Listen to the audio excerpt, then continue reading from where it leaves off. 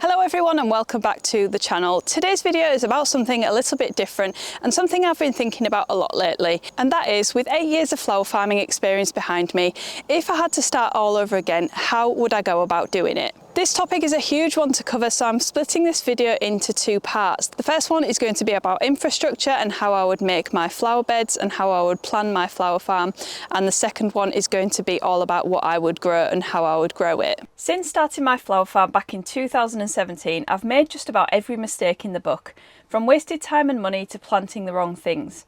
Some of these lessons were tough but incredibly valuable. Then I will quit because it has been the most difficult year so far. And while I'm sure there's still plenty of mistakes ahead, because that is farming for you, there are quite a few I won't be repeating again. Nowadays, I'm far more focused on soil health, plant resilience, and building a farm system that's not just productive but sustainable and regenerative too.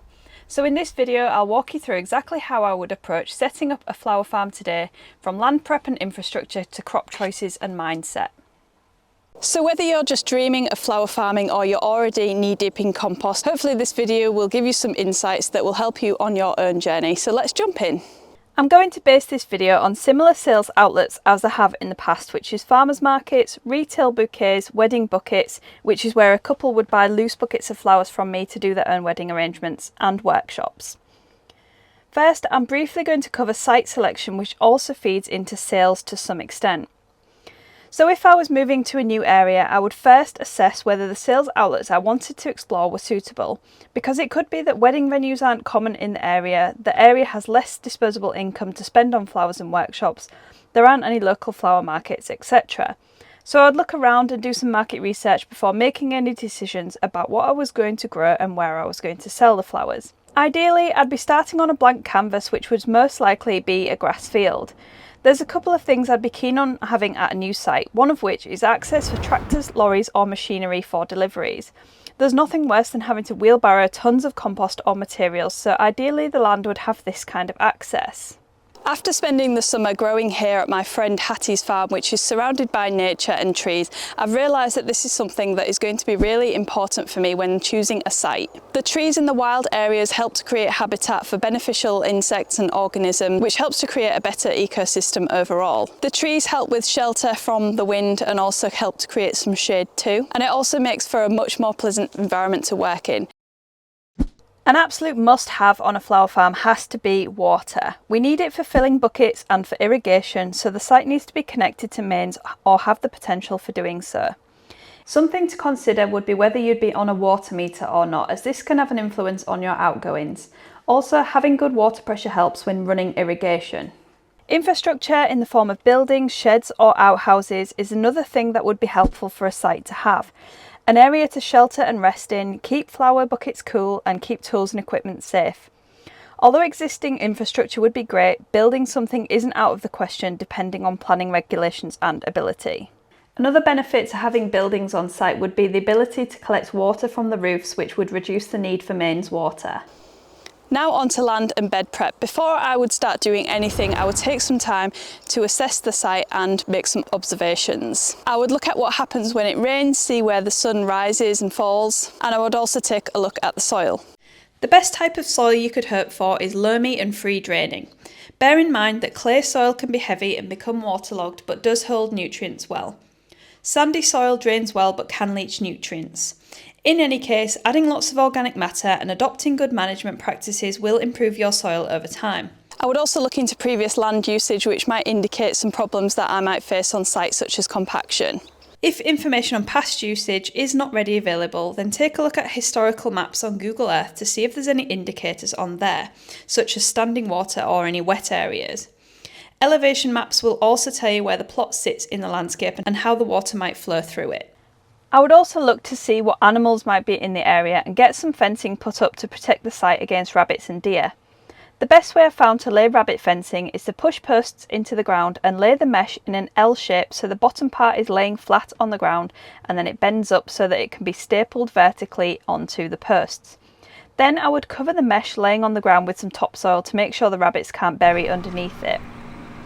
Deer fencing needs to be at least 6 foot tall to stop deer from jumping over. I would put water standpipes in convenient places too, to make work as easy as possible. If I was going to put up polytunnels, I'd also plan the best place for these to go.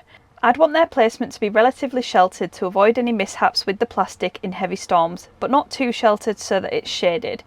And ideally in a north to south orientation so that tall crops don't shade out smaller ones behind them. In terms of planning site layout, I would want to have the polytunnel and or greenhouse, tool shed, workshop and whatever the infrastructure ends up being all relatively close to each other, which would act as a hub for the site. The polytunnel would get the extra attention it needed, while the tools would be more likely to be put away at the end of the day, and the water point would be close to where the buckets and flowers would be kept. Now that I've hypothetically thought through the layout and the setup of my imaginary farm, I need to start making beds so I can get planting. Back in 2023, I expanded into a new growing area, adding about 1/4 of an acre of growing space. The way I did that is exactly the way I would set up a farm from scratch if I was to do it again now. I've set up beds in various other ways before, and this was definitely the most successful. I had the luxury of time back then, which allowed me to be thoughtful and take my time, but there's ways you could shortcut this a little bit too. So here's how I'd set up flower beds in an ideal scenario. I'd mow the grass really short and then I'd cover the area I wanted to grow on with tarpaulins. I've used sheets of visqueen or silage tarps to do this, but the silage tarps are quite thin, meaning they're not going to last long. I'd leave the sheets on as long as possible, ideally during warm temperatures, which is going to help kill off the grass. One thing you don't want to use for this is a membrane. Impermeable sheets work much better.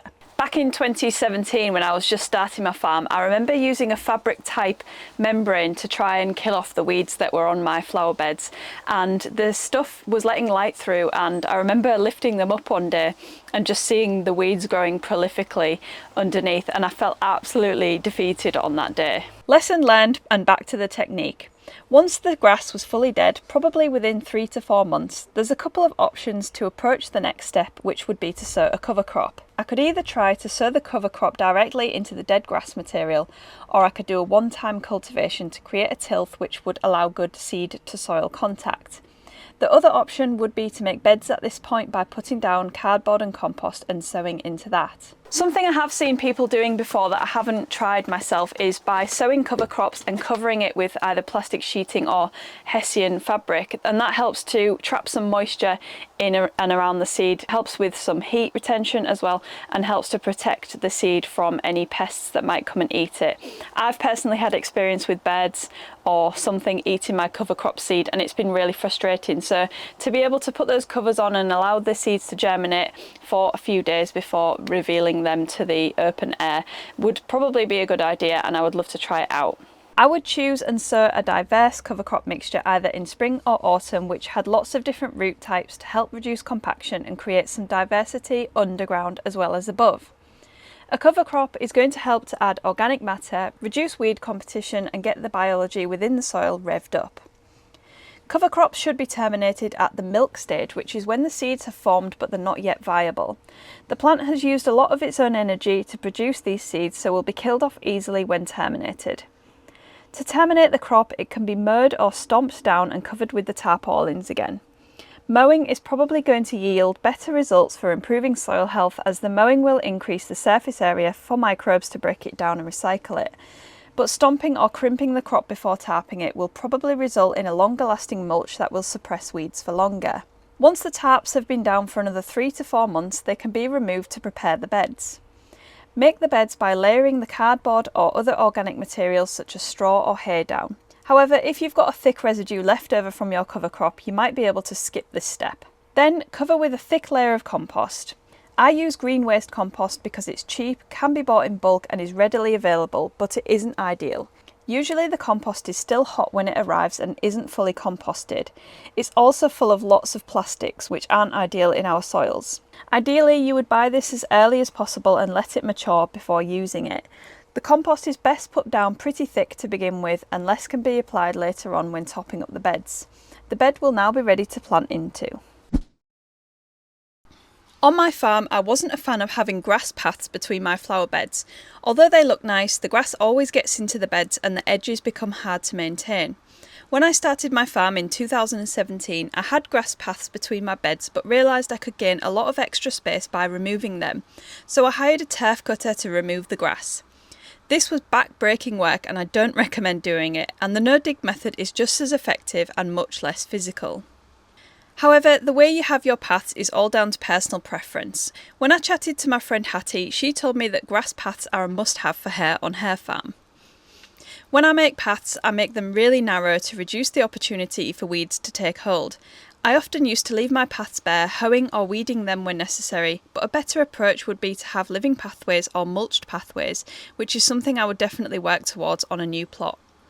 In the past, I've used chamomile as a living pathway, which works perfectly and smelled amazing. The key is to find a species that's hardy and low growing that you can walk on but not invasive or easily spreading.